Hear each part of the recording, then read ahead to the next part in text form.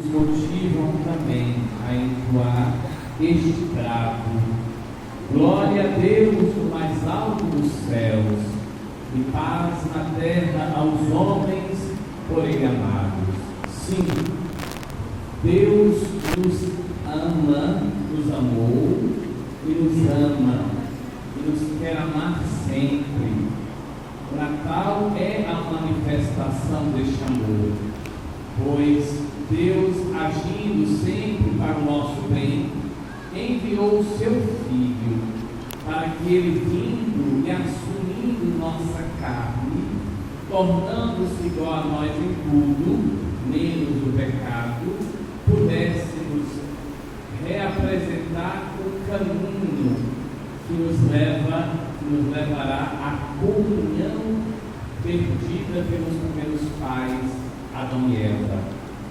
Ao longo do Advento, nós fizemos uma jornada espiritual na qual nós fomos relembrados e aguardamos a segunda vinda do Senhor.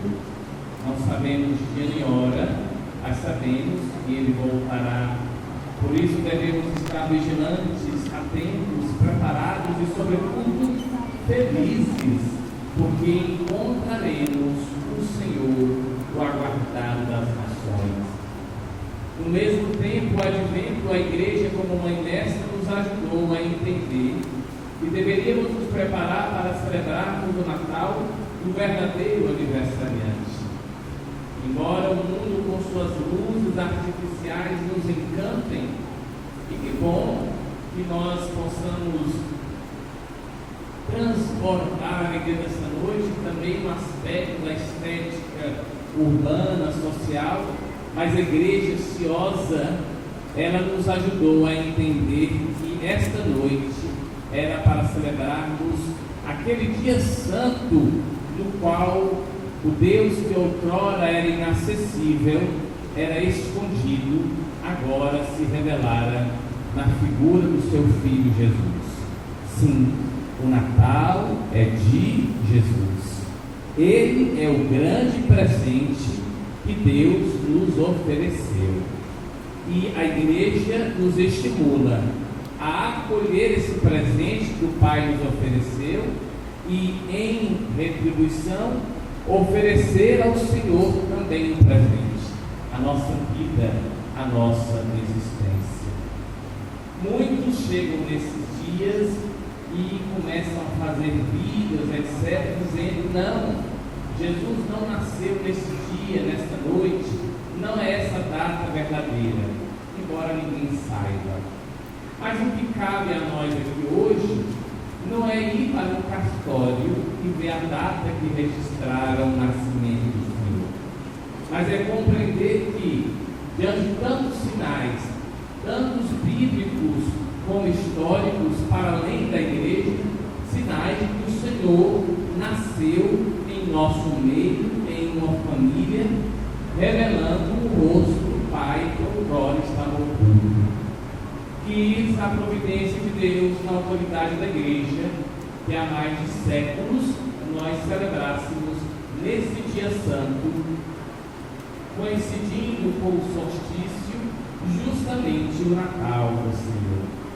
Certamente Ele não estará triste porque nós estamos celebrando na data que alguns dizem ser outra. Não, Ele está feliz quando nós, em grande número, não só aqui, como nos quadrantes da terra, nos reunimos para celebrarmos a beleza desta noite santa, na qual os anjos cantaram hinos de louvores a Deus e fizeram com que nós, humanos, entendêssemos que Deus nos ama.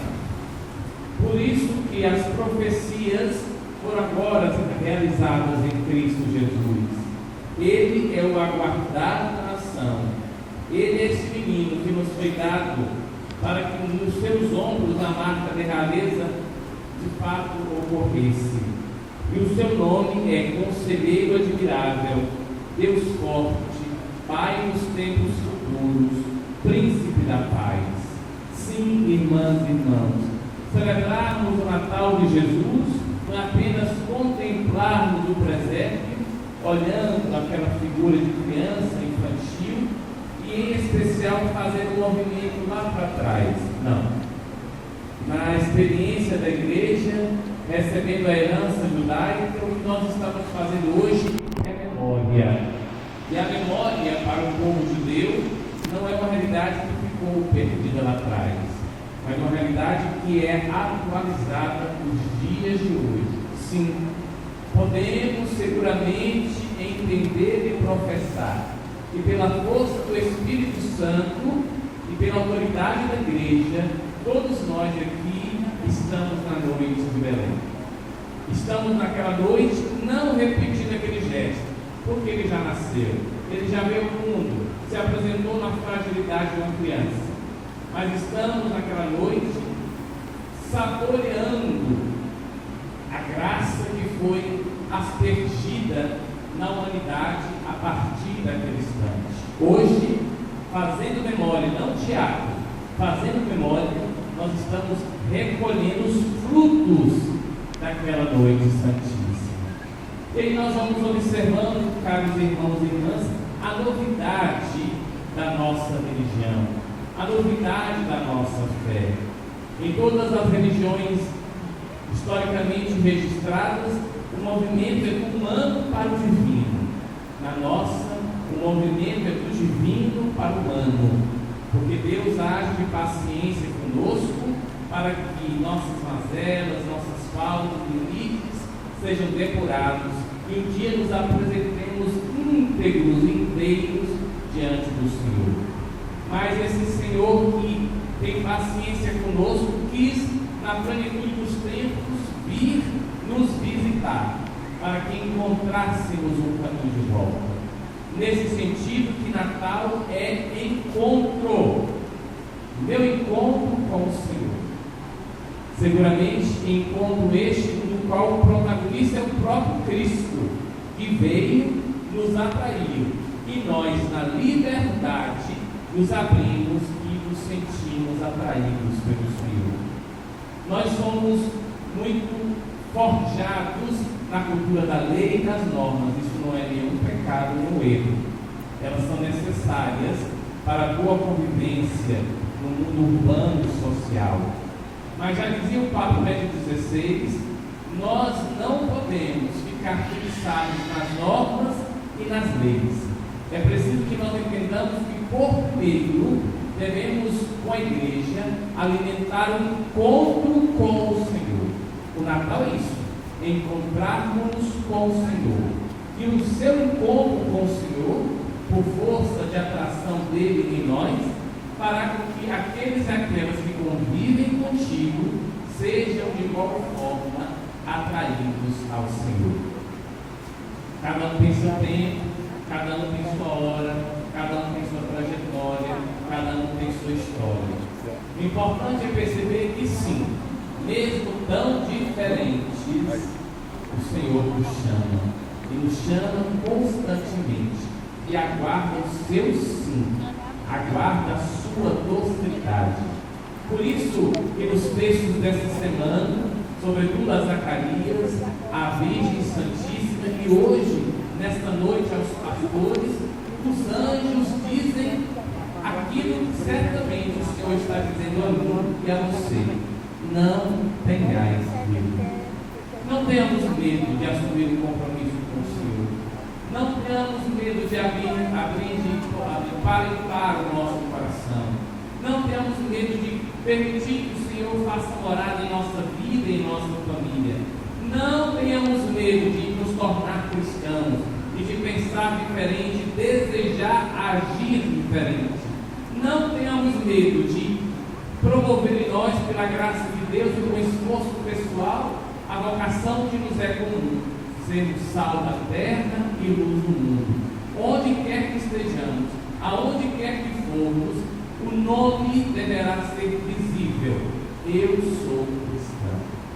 Não tenhais medo, e não alimentemos o medo, pois ninguém deverá se aproximar do Senhor por medo. Já dizia Santa Teresa de Ávila no século XVI. Essa catequese via medo, essa evangelização por exposição de medo, isso não vem do Senhor, não.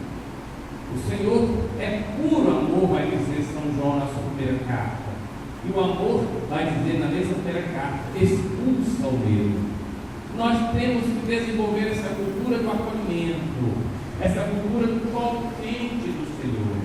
O Senhor, qual mãe cheia de leite, nos acolhe para nos alimentar, nos orientar, para que nos tornemos aquilo que Ele deseja para nós. Eu os convido, irmãos e irmãs, não tenhamos medo de dizermos que somos filhos e filhas do mesmo Pai, irmãos e irmãs uns dos outros. Não temos medo de professarmos a nossa fé, de assumirmos o compromisso de nossa comunidade, de colocarmos os nossos talentos a serviço da igreja e do mundo, pois o mundo, vai dizer também o mesmo Papa Bento XVI, no seu documento Deus Caritas Est, o mundo precisa do calor dos cristãos e cristãs. Queridos irmãos e irmãs, e na esteira dos pontífices do Papa Francisco, vai nos fazer lembrar que Deus nos surpreende e Ele não cansa de realizar isso. Por isso vai dizer um teólogo que todo menino quer ser homem, todo homem quer ser rei, e todo rei quer ser Deus, mas só Deus quis se tornar menino. É a escola da unidade, é a escola do esvaziamento, é a escola da simplicidade. Podemos, isso não é pecado, de termos coisas boas, mas a nossa vida não pode se resumir àquilo. Podemos ter armação de óculos muito bonitas, podemos ter roupas da moda, podemos ter isso, aquilo, outro. Não é nenhum pecado, meu erro. O que eu os convido, nos convido, é colocarmos o amor a Deus em primeiro lugar. Quero concluir dizendo que por 2 vezes diz que Nosso Senhor estava envolto em faixas. É interessante que quando Nosso Senhor ressuscita e João e Pedro vão ao túmulo vazio, eles encontram os panos dobrados. Isso para nos fazer entender que a alegria desta noite não está dissociada das dificuldades da vida. A alegria dessa noite, que promove em nós a paz, é algo necessário para que com essa paz nós vençamos as adversidades da vida. De cabeça erguida e confiante, como diz Santa Teresinha. Confiança, nada mais do que a confiança de que Deus nos fará santos, de que Ele nos ama e de que Ele não nos deixará cair de suas mãos. Queridos irmãos e irmãs, a alegria nasceu para nós o Salvador. Ele, há 2000 anos, nasceu naquela manjedoura. Por que Deus quis ser menino? Porque Ele quis a simplicidade. E Deus, na sua sabedoria, sabia que se Ele viesse logo na sua glória, nós ou morreríamos de pavor, ou morreríamos de amor. Mas optou em ser criança porque Ele sabia que todos seríamos conquistados com a beleza infantil. Não há pessoa dura o suficiente que não abaixe a guarda frente à beleza e à novidade de uma criança tão frágil, mas tão plena de vida. Não tenhamos medo. Eu os convido a vivermos em Deus, com Deus e por Deus, e vencermos todas as adversidades da vida. A vida é única, meus irmãos e irmãs, única, mas não tenhamos medo de vivê-la, não tenhamos medo. A vida é única, com muita tragédia, muitas, e algumas inclusive que poderiam ter sido evitadas, como a situação das minas lá em Maceió, que tanto nos preocupa e inquieta, como os desastres em Mariana e em Brumadinho. Muita coisa poderia ter sido evitada se não fosse a ganância do homem e da mulher. Mas, embora a vida seja trágica, a vida é sobretudo fascinante. Não deixe de amar sua vida. Não deixe de querer viver sua vida. É graça das graças viver a vida conquistada a preço de cruz. Não tenhamos medo. Peçamos ao Senhor que descubramos nossa vocação, que sejamos fiéis nessa vocação, livrando-nos das impiedades, das paixões mundanas, procurando um mundo com equilíbrio, justiça e piedade, aguardando a feliz esperança e a manifestação da glória do nosso grande Deus e Salvador. A todos, ousadamente, eu digo aquilo que disseram os anjos aos pastores. Eu digo agora aos senhores e senhoras: leve para casa, para os seus. Glória a Deus no mais alto dos céus, e paz na terra aos homens, por Ele amados. Ainda sentados, louvado seja nosso Senhor Jesus Cristo. Para sempre seja louvado. Antes da